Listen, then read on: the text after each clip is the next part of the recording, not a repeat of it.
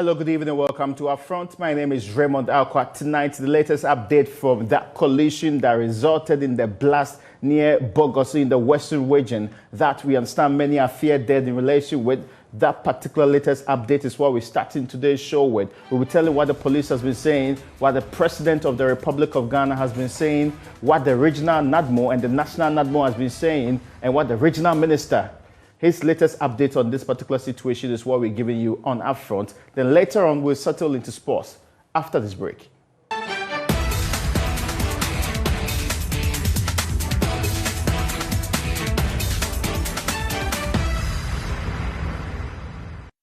That collision that is still unraveling currently in the western region near Begoso, the specific town that's been cited is Apiatse. This, we understand, is where the massive blast happened. This blast, according to the police, it happened because there was a collision between a vehicle carrying mining explosives and a motorcycle. The mining vehicle is said to have been moving from Takwa and heading towards Triano mines. We also understand, according to the police preliminary investigation, that this particular explosion, and much of the detail, because this started on social media, had been that many people are reporting of incidents and identifying people related to them. We understand many are also feared dead on the ground. The police statement refused to give a specific number of people that are dead. The situation on the ground is what I'll be giving you. First, let the National Disaster Management Organization tell us what is happening currently. We sure should be speaking to those on the ground,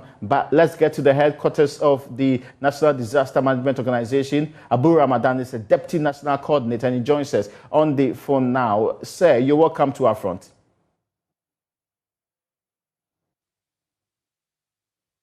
Hello? If you can hear me, Abu, you're welcome to our front. Thank you for having me, Raymond. I can hear you. So let's understand the report you've been getting. Exactly how serious is this incident? Do we know the number of people who are currently involved and the casualties that have been reported right now? Raymond, good evening to your viewers and listeners. As currently, I can't give you a specific number because the situation is fluid. The regional, as I'm talking to you now, the regional director of NADMO, together with the regional minister and some other senior officials, are on their way to the community to go and assess for themselves to see for the first hand what is happening on the ground. And from our reports on the ground so far, as the place is being cordoned off to prevent possible further explosions if there are any more explosives that have not gone off, and search and rescue also ongoing currently. So we can't give you a specific figure as of now. But I'm sure as the day goes by, I'm sure in the next 2-3 hours we could place our hands on and give you some numbers as to what the situation is. What kind of deployment is being done on the ground? The police statement says that they are in charge of security. Do we know which other emergency units are already on the ground as we speak? From my information, the fire service is there currently to support. My men, NADMO is also there. We are there to help with the search and rescue exercise. And from the head office itself, a team is being dispatched to go and give support to the men on the ground currently. And also we're putting together what sort of logistics must be put together immediately. But that would be dependent on the situation on the ground as the report comes from the region. There are those that are saying that this has actually spread to other places and the area is very vast. Do we have what it takes to take charge of this situation and, if for nothing at all, get to know the severity of the problem? I believe so. We have the capacity, and we should be able to cover ground as quickly as possible. And the area being vast, and one worrying situation is the public interference. And we are as much as possible appealing to Ghanaians who are traveling, who are using that stretch of the road or who live communities nearby, to as much as possible stay away from the scene. And also, if they find objects that are they are foreign objects they don't know of, that they've just found around their houses, they shouldn't touch but contact the police or NADMO so that a team will be sent there to also have a look to make sure that all the explosives We don't have some that have not detonated already and are likely to cause harm to people further. I'm convinced you say you have not gotten the fullest picture yet, but do you have an understanding of the casualties as we speak? Even an estimation of the numbers involved, not those who have finally given up the ghost, but we're talking about people in hospitals, people being rushed there. Do we understand the scope of the problem from that perspective too? I wouldn't want to churn out numbers, and you know how this country is. When I give you a figure now, if we are not careful, that's the number people are going to run with till tomorrow. I want us to do it properly and give accurate numbers. Let us not put panic within the system. Yes, a whole community has been affected, that we can confirm. But I don't want to say 100 or 200 or 500 people have been affected for now. Let us give you official figures that match the situation on the ground. Let us just not speculate. I understand that. Maybe the other question I'm asking you here is related to exactly what will we do in the next few days? Would it depend on your first team that will arrive on the ground? Would it depend on the regional director and the regional minister, who we understand is already there, who will be getting there in a matter of hours or a couple of minutes from now? Exactly what are we likely to deploy? National resources, marshalling from other regions? Do we need support from other regions to deal with this problem? Currently, until the Western region calls for support from other regions, and the other regions are currently, as we're talking, being put on standby. The regions that are close by, the Western North region, the Bronga, Bono, and the Hafu areas, we are putting an Ashanti region, we are putting them on standby to be in readiness should the team in the Western region find it difficult to handle the situation. More deployment will be done, but as to the course of action between the next 2-3 days, what we'll do is dependent on the report that we're going to get from the team that is currently on their way to the location. It might be early days yet, but do we also have any indication what it will require for us to get medical help to the people there? Do we know that the hospitals in nearby towns can take care of the numbers? Since you say at least we know this involves an entire community. Raymond, I believe that is one of the first lines of actions the team have taken already in the region, because as part of our SOPs, that should have been activated already by the region, and I'm confident they've done that. As we have also activated our SOP from here at the head office to deploy team to go and give experts to go and give them support on the field there, and I'm sure together with our collaborators, the 48th Engineers Regiment of the Ghana Armed Forces would quickly move in there immediately to give support there. So let me not preempt to say that the whole place, this is an emergency. It just happened. It is not planned. It just happened. So I'm sure all the hospitals by now are on standby. The ambulance service too as well will coordinate and make sure that enough ambulances are brought there to give support so that we can pick the injured and those we find. The visuals we're seeing shows that many citizens who are not emergency workers, who are actually not security officials, are also on the ground. How is this aiding or impeding the kind of rescue and immediate assessment that's required on the ground right now? So that's why the police have assured. They said they are in charge of security, and and the police know that they would have to clear the place so that we can cordon off the place properly, so that the rescue men can move in and do their work. That for sure, I can assure you. The place will be cleared. The general public, as I said earlier, the general public should stay clear of that place, because the possibility of having some explosives that have flown out and have not detonated yet, there is a possibility of that. And for that matter, we would not encourage people just to go there and be hanging around or attempting to help in the rescue effort. The excavators and machines that are supposed to help with collapsed buildings and all of that are being moved to the site as I'm talking to you to help with the rescue operation. So we'll make sure that as much as possible the general public doesn't interfere. They can stand at a good distance and observe whatever is going on there. This is, as you say, an emergency. By our national architecture, the coordination is supposed to be done by NADMO, if I got it right. Precisely. Brilliant. So which other agencies so far have you coordinated with? And when the police say, for example, that most of the victims have been rescued and admitted at various hospitals and clinics within the Begoso municipality, Does that suggest to us that we cannot put a finger or we cannot estimate properly the number of people that might have been casualties as we speak? Raymond, as I said, and I want to re-emphasize, the regional team is on its way there. Mm-hmm. The district team, as of now, in the midst of this, the chaos and the confusion, cannot tell you we've picked 4, we've picked 5 people that have been sent to the hospital immediately.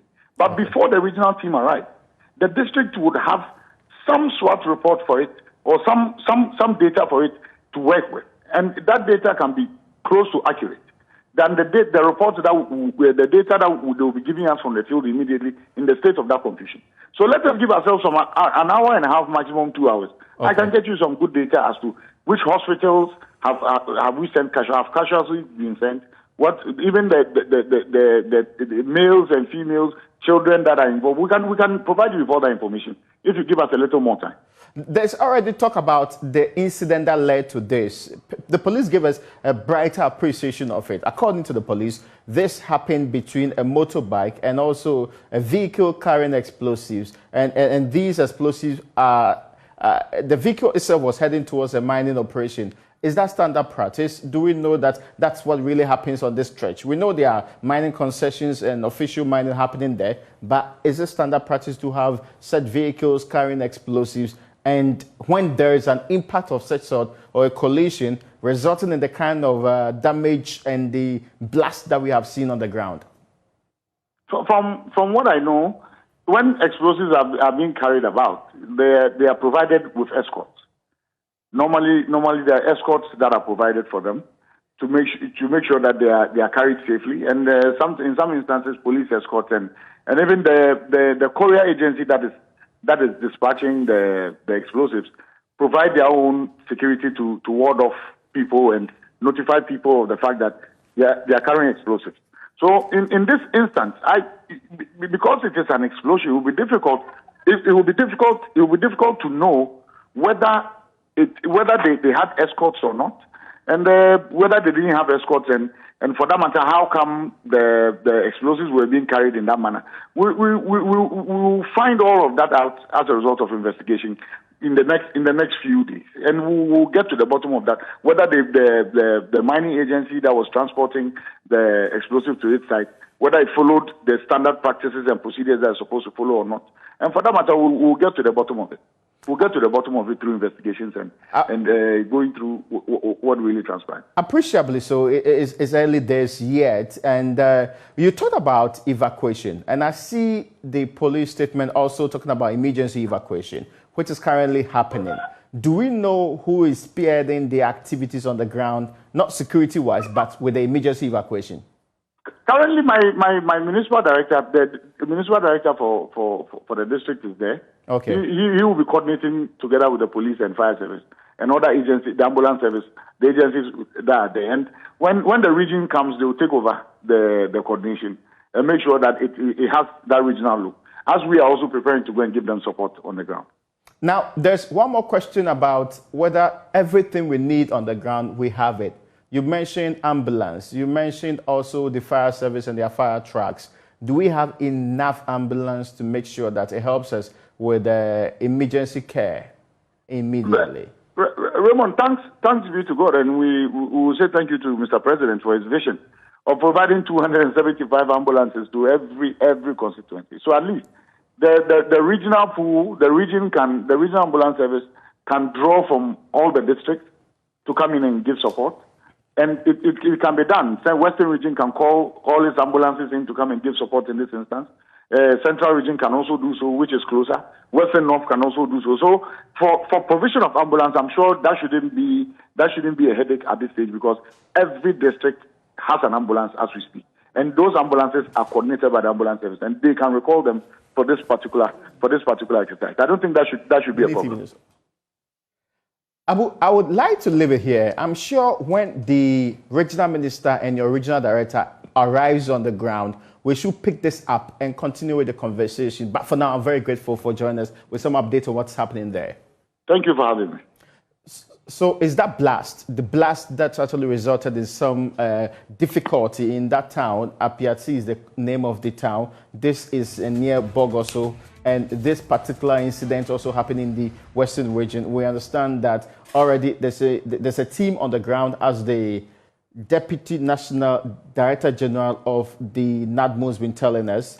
This understanding we have is also from the fact that they have gathered enough information and not everything is known. And of course, we have heard more from the police. And if reference is made, I can read portions of that police statement to you. It says here, reference to our earlier emergency public notice, the police have taken charge of the situation, providing security to enable the emergency workers, including the National Fire Service, NADMO, and the ambulance service to manage the situation. The public has been advised to move out of the area to nearby towns for their safety while recovery efforts are underway. An appeal is also being made to nearby towns to open up their classrooms, churches, etc. to accommodate surviving victims. And if you heard me asking, I was asking whether we have enough of the hospitals and the other places to actually take care of these. The police statement talks about churches and other classrooms opening up to accommodate surviving victims, because we understand this actually happened and it involves virtually an entire township. This is how serious the incident is. The police says, meanwhile, the preliminary investigations have established that a mining explosive vehicle, which was moving from Takwa to Triano mines, collided with a motorcycle, resulting in the explosion. Most of the victims, we understand, have been rescued and are on admission at various hospitals and clinics within the Begoso municipality. Take key notice of the fact that it says most of the victims have been rescued and they are in various hospitals within the Begoso municipality. Another important point that should be noted from what the police have said is that reinforcement of resources and personnel have been deployed to effectively handle the incident. We continue to urge the public to remain calm as we manage the situation. One thing to do with the public, though, is also what Abu Ramadan told us about how they are basically on the ground impeding the work of the security and also emergency workers, making it difficult for them to carry out their professional duties because the people in this area have also invaded the place one way or the other. Now, further updates regarding the emergency evacuation of the injured will be communicated. That is what the police statement has actually put out there. And I did mention early on, if you have checked, the Executive President of the Republic of Ghana has also put out a statement on this. I'll be giving you that and who else has been speaking on the matter as and when we get the latest updates on all of the happenings in that town, the town which has been thrown into some chaos because of the blast. Blast, police says, is coming from a collision between a mining vehicle carrying explosives. And that's one clarification we may require when we get along this conversation. As Abu explained, most of these mining vehicles carrying explosives, they have motorbikes or escort, official security escorts, because of how dangerous that particular, the dangerous things they are carrying in the truck of the cars. Unfortunately, it appears, or we do not know for a fact though, it is being suggested as we speak that escort might not have been on the ground, and this is why, or might have been the reason this, explosion or collision happened in the first place. More of that detail when we get them right here on our phone.